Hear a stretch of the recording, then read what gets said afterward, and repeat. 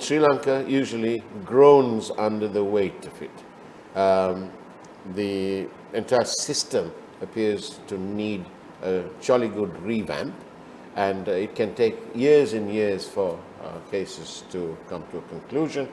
And then, recently, we've had various cases, including one today, where some of those charged with the Easter bombings were all summarily released. What's going on? Yeah, so that's a little baffling because you have held people for a fair amount of time now. Yeah. Since the Easter bombings, and today's releases were related to some people who were taken in a factory from Lampetia, right, and saying that they were somehow or other connected with the manufacture, some components or something like that, and then they have been released.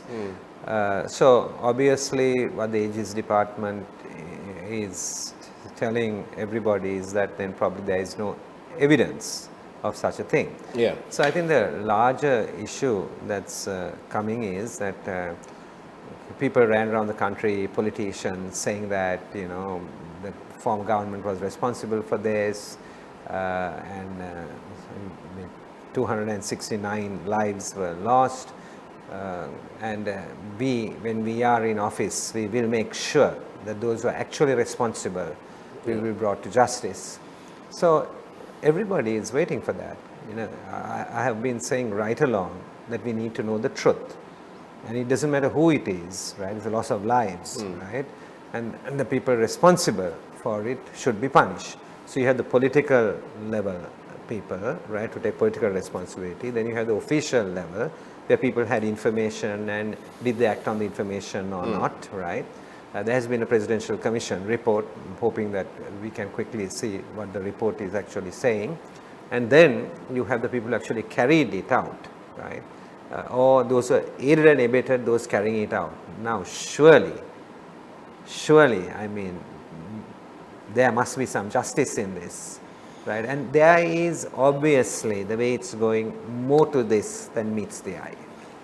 Right, and as usual, the Sri Lankan people, us, you, will be left in the dark. So honestly, these things, it just seems to be endemic in Sri Lanka. Second point, we had, along with what you're saying, we had the case of Pillion, who was let go, sort of, after 5 years of incarceration, only because apparently some of the confessions were unsafe, maybe obtained under duress, who knows, but they were deemed unsafe. And it sounds a little bit much to keep somebody away, to deprive them of their liberty for 5 years, and then say, oh, well, sorry, we got it wrong.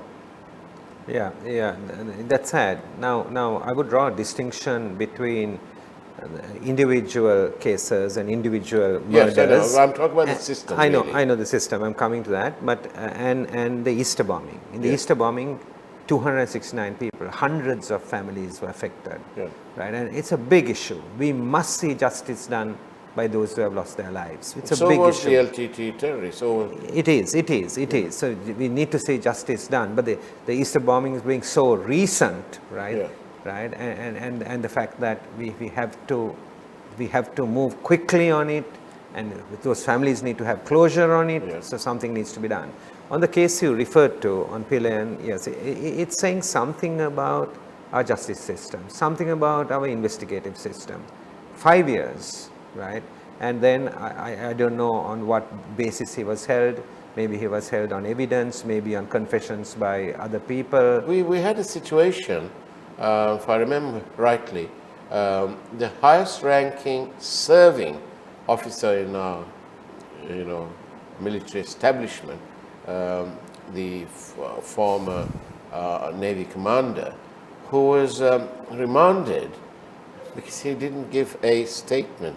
So it looked to me, from standing on outside, that he was remanded because they needed to get a statement from him, when they could have just popped along to his office and said, listen, chum, we need your statement, otherwise we will put you in. But instead, it appears to all been very, it seems very odd. And how can you justify this? It's like, sometimes it's like the outcry over the jailing at the time of Sarath Fonseca, the commander of Sri Lanka's army, the war-winning commander, and then we found some time later that he was dragged away unceremoniously, all very odd. I'm not talking legal here, I'm just talking about the optics, all very odd. And now we can come to the case of this contempt of court business. What's your party's stance? Do you all believe that Mr. Ramanayake will lose his seat? Have you all written to the Elections Commissioner? Yes, so we have taken the position up in Parliament. The leader of the opposition and other MPs, and particularly those with a legal background, have been making the points in Parliament that Mr. Ranjan Ramanayake, Honorable Ranjan Ramanayake, who is a member of Parliament, should retain his seat in Parliament, right? And the Speaker has basically said, I will take about 3 weeks to make a decision on it, and I'm willing to listen to the arguments. He has also asked for written submissions, and certainly that case will be made out. Because when you come to this offense itself, contempt of court, and you look across the world, right, different countries have responded to this in different ways. Today, the whole thing on contempt of court, right, is viewed very, very differently. But we live in a highly technological world in which there's lots of information, everybody is a journalist, lots of information flowing to and fro, right? And in the background of an English law, right, there is contempt of court, but then often the punishments, right, that are dealt with for contempt of court are very, very small punishments. It's basically just making the point that there has been a contempt of court. I remember when I was a Eisenhower Fellowship student, right, going through my fellowship, and I went into the bookstore and I got this book, and the book said, you know, the Supreme Court judges of the United States of America, and I opened the book, right, and there was basically some nude pictures with the faces of the judges. I was wondering what's going on here. So I had a colleague of mine, right, who was a lawyer, Sri Lankan lawyer. So I asked him, hey, what's this? You know, what's this? Then he told me the difference. He told me the difference between basically Sri Lanka and the United States of America, right, where you can openly actually criticize the judges, you can criticize, analyze, criticize constructively, the verdicts that are given. Then you had the situation, and there's a current case in the Indian courts, right, where somebody is just convicted of contempt of court, and I think the court said that that person, needs to pay 1 rupee for contempt of court. And as of yesterday, I think the person has refused to pay the rupee, and as of yesterday, this argument is there on the social media, whether they might sentence him to 3 months in prison. Because of the 1 rupee. Because of the 1 rupee, right. So I think that really this responsibility is with us legislators, because we need to actually pass a law now, right. Because you have in one situation contempt of court, somebody is given 2 years, in another situation somebody is given 4 years, next time it can be. Isn't this all in the penal code? No, it's not specified. Right. It's not specified, and therefore the judges have the discretion. Basically, and they have used their discretion. But like we have, defined it for other offences, maybe it's time for the government now to look at it and for Parliament to look at it and say, this is what we should do. I hear what you say, and it makes perfectly good practice if it can be done. But on the other hand, what of some of these allegations that have been made? Isn't it an obligation to look into those allegations too? Allegations meaning by? Whoever, let's say somebody says XYZ about a member of the legal fraternity, Yeah. and so on. And the person saying it is in very much in the public eye, and so on, and he or she is very much there. Isn't it something that the police or some investigative agency look into these allegations? For example, purely hypothetical, any events that are similar, completely unintentional. Let's say that somebody says the Inspector General of Police is corrupt. Someone says that, let's just say, hypothetically, and continues to sort of give more detail and so on. Who should investigate? Shouldn't it be investigated? Yeah, so I think that allegations, right? There are various kinds of allegations. I think it depends on the nature of the allegation. Yeah. It depends on the risk. With Mr. Ramanayaka, for example, he was apparently, some recordings said he was talking with some people in the legal fraternity, right? So that itself is wrong. It would appear wrong. But when in this whole context, when they're putting out all this paraphernalia, all these recordings out for consumption of the public, presumably then for the consumption of the investigative authorities like the police, why no investigations there then? Yeah, so as I said, the allegations can be there, and when you're a public figure, there are always allegations, right? And quite a few of these allegations may be completely false, right? And so depending on the loss or the risk to the individual concerned, and then depending on the loss or the risk to the institution concerned, determination needs to be made whether they should be investigated or not. I mean, as being a public figure, a politician, right? I mean, I've just been through this in the last few weeks, where defamatory, recordings are made of me allegedly speaking to somebody, and trying to say something, about the state and so forth, almost suggesting that I'm trying to do something wrong. And it was on Facebook, it was taken up with them, it's gone to fact check, everything has been checked, it's totally wrong. And right now, if I take my own situation, I have reported it to CERT, I have reported it now to the CID for investigation. But I think that the important thing in that is to investigate it, find it who did it, and then tell them don't do it. Because I think we need to balance this between, right, the freedom that people have in an open society. Now, I don't want, people just because they made an allegation, being hauled up, locked up in a court somewhere, and their freedom of expression being wrong. But if they have done something wrong, they must own up to it, that they have done something wrong, because two things. One is it brings the reputation of the person down, and it also can cause some risk to the person or to a particular community. So that should be looked at like that. So investigations, yes, I would say investigations need to be done. The general thing about, people going around and saying, all 225 people in parliament are corrupt, and all 225 in parliament are not corrupt. Anybody who thinks knows that. And then saying all government civil servants in the high office are corrupt, we all know that they are not all corrupt. There are some corrupt. Then saying that everybody in the judiciary is corrupt, we all know that that's not true either. But there may be some who are corrupt. Let's say there are people. That's what I mean about needing to have an investigation. Yeah. On that note, Eran Wickramaratne, let's go for a short break. Don't go away. After all, this is Newsline Live, and here comes the headlines for the news. Newsfirst, Newsline with Faraz Shauketaly.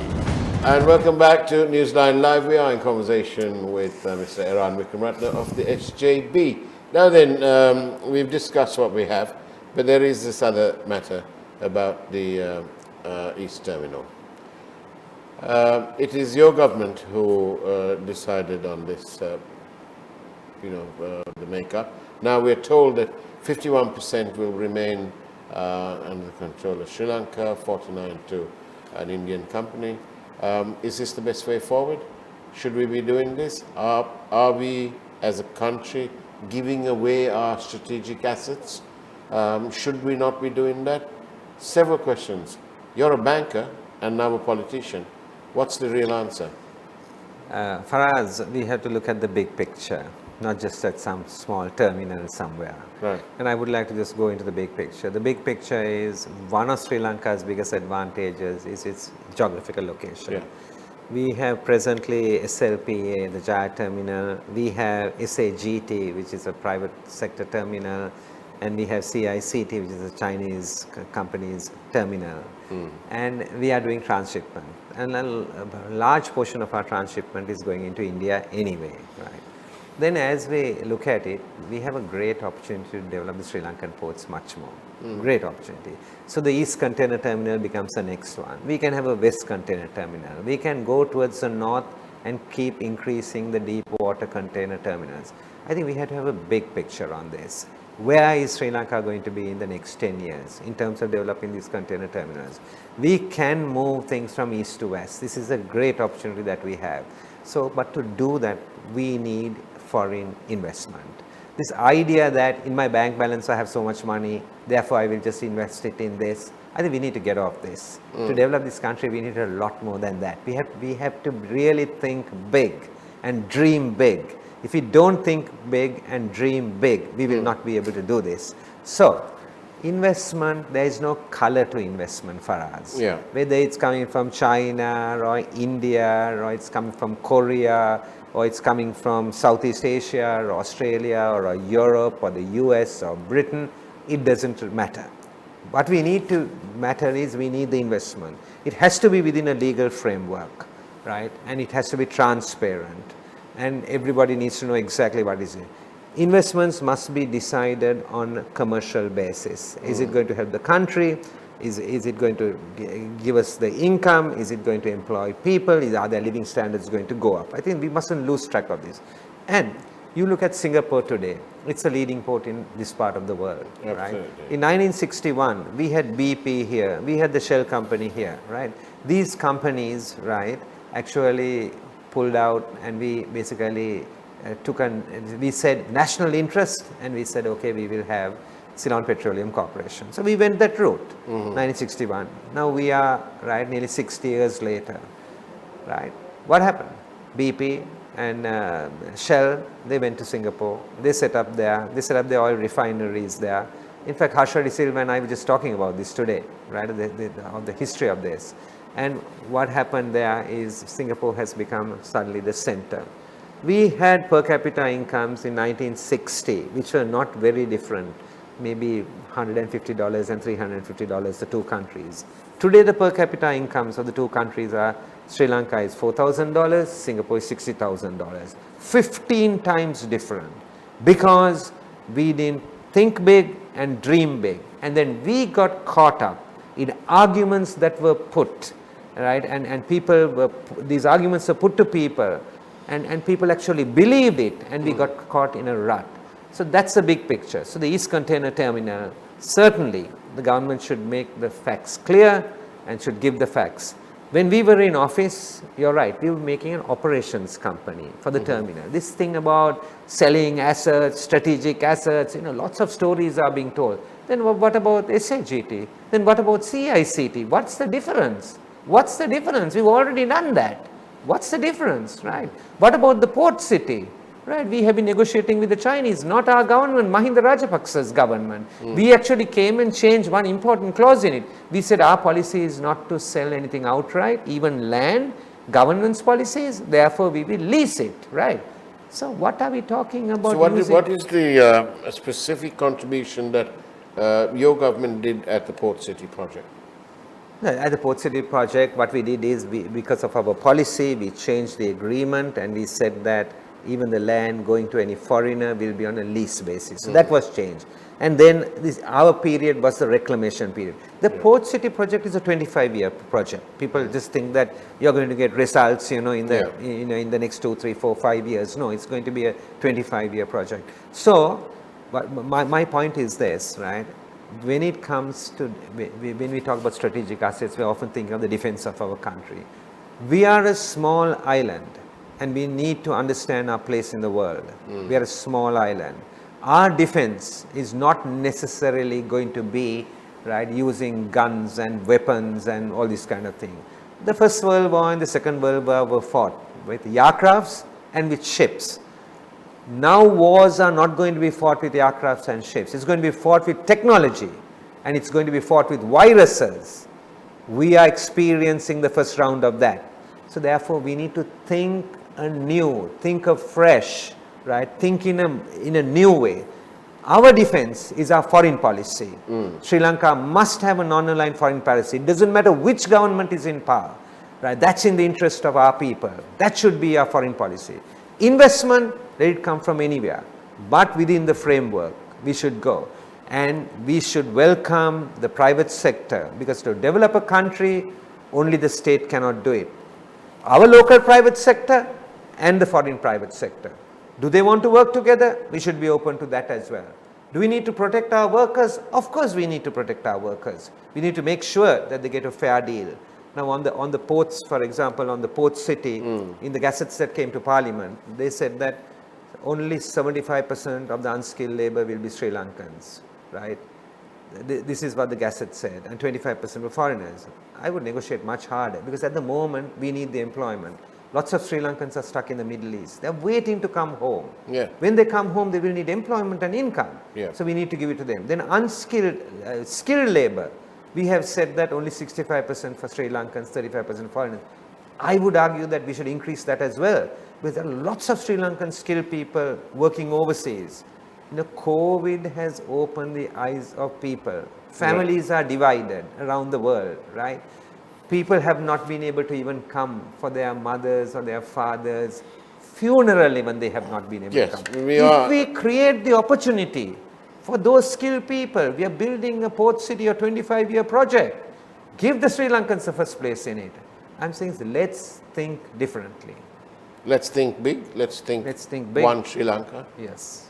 And let's get on with the port the way it is. Let's get on with the port and let's expand it. Let's not just get caught up only in an East Terminal thing. The problem with this government is it says one thing and it does another thing. That's the problem with this government. It paints this picture of, some false patriotism. This is the picture they paint, false patriotism. They send their children to private schools. Right. They become citizens of other countries. Then they say we won't sell assets. What do they do when they're coming?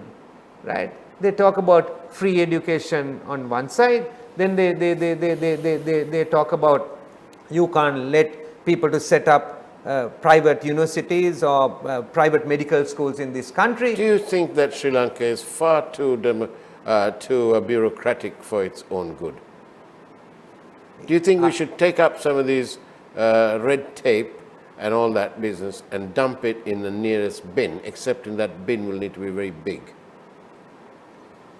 This has to be done. It has to be done for sure. But ultimately, it's the people there, right, who need to realize what the potential of this country and what its future. And then we need to back the right policies. So it's like this. You need to have the right policies. You also need to have the right leadership, right? If I go back to my historical story from the 1950s and all that, clearly we have had a leadership problem. We have had basically chosen the wrong policies, and we have gone down that road. Yeah. We are still in that hole. We are still in that hole because the primary task of the executive of the country and the executive arm, that includes the president, the prime minister and the cabinet, the primary task is to unite the people in the country. Unite the people in the country. Second task is security.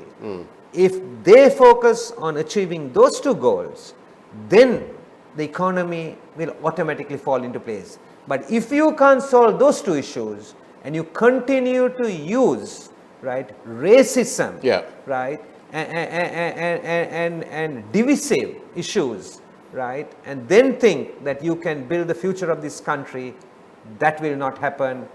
Learn from our history. We need to change it. Unite the people, give security its place, and then be open on the economy without being ideologically kind of trapped. Thank you, Eran Wickramaratne. I'll leave you on, with a sobering thought on the back of what Mr. Wickramaratne said today. And that is this, that approaching 73 years of independence, 582 schools in our country have no sanitation facilities. They've got no toilets. Think about that, 73 years on. Take care, have a great evening ahead of you. It's now time for that wonderful program, the Primetime News from News First. Take care and God bless you.